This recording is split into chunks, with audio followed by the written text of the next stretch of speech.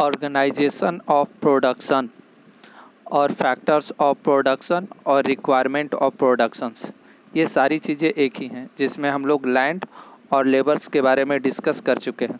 आज हम लोग फिजिकल कैपिटल के बारे में डिस्कस करेंगे। फिजिकल कैपिटल का सामान्यतः मतलब होता है कि कोई बिजनेस का प्रोडक्शन स्टार्ट करने से पहले जो है वो पैसे की ज़रूरत पड़ती है, मनी की ज़रूरत पड़ती है। और जो बिज़नेस में या प्रोडक्शंस में जो पैसे की ज़रूरत पड़ती है, वो पैसा जो होता है वो दो तरीके से इस्तेमाल होता है। इसीलिए जो है वो फिजिकल कैपिटल को जो है वो दो कैटेगरीज में बांटा जाता है।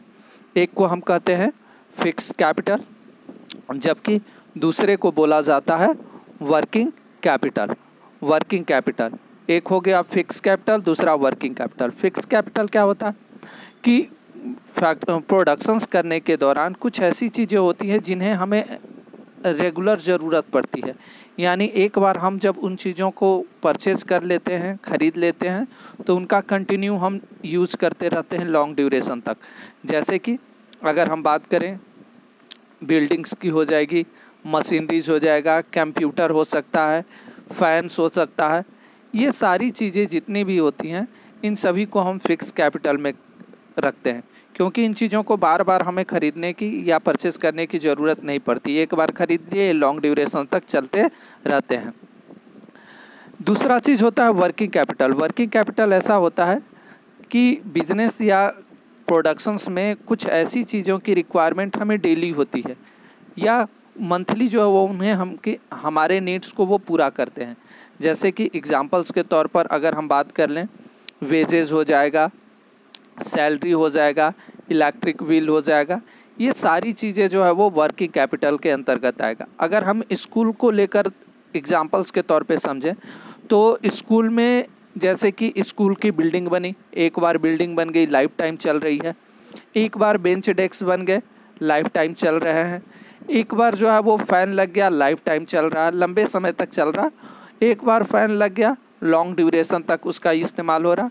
इन सभी चीज़ों को जो है हम लोग फिक्स कैपिटल में रखेंगे।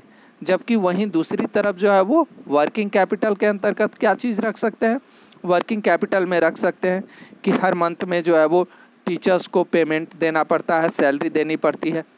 हर महीने जो है वो प्यून और स्टाफ्स को जो है वो वेजेस और सैलरी देनी पड़ती है। प्रत्येक दिन स्कूल में जो है वो चॉक इस्तेमाल होता है राइटिंग के पर्पस से, तो उस चॉक का खर्च प्रत्येक दिन का है, तो वो वर्किंग कैपिटल में आएगा। उसी तरह से स्कूल का जो बिजली बिल होता है प्रत्येक महीने जो आता है वह भी जो है वो वर्किंग कैपिटल के अंतर्गत आएगा। तो फिजिकल कैपिटल को जो है वो इन दो श्रेणियों में बांटा जाता है। एक को जो है वो हम लोग फिक्स कैपिटल और दूसरे को वर्किंग कैपिटल कहते हैं। चौथा जो रिक्वायरमेंट होता है प्रोडक्शंस का, उसको सामान्यतः हम लोग ह्यूमन कैपिटल कहते हैं। ह्यूमन कैपिटल जो है वो इन चारों रिक्वायरमेंट में सबसे महत्वपूर्ण और इसेंशियल है। इसेंशियल और महत्वपूर्ण क्यों है? क्योंकि ह्यूमन ही ऐसा एक रिक्वायरमेंट है जो लैंड, लेबर और फिजिकल कैपिटल को तीनों को कंबाइन करके जो है वो प्रोडक्शन स्टार्ट करता है। ज़रा सोच कर देखिए कि अगर स्कूल में बच्चे ना हों तो टीचर्स किसको पढ़ाएगा? बेंच डेस्क को तो पढ़ा नहीं सकता है।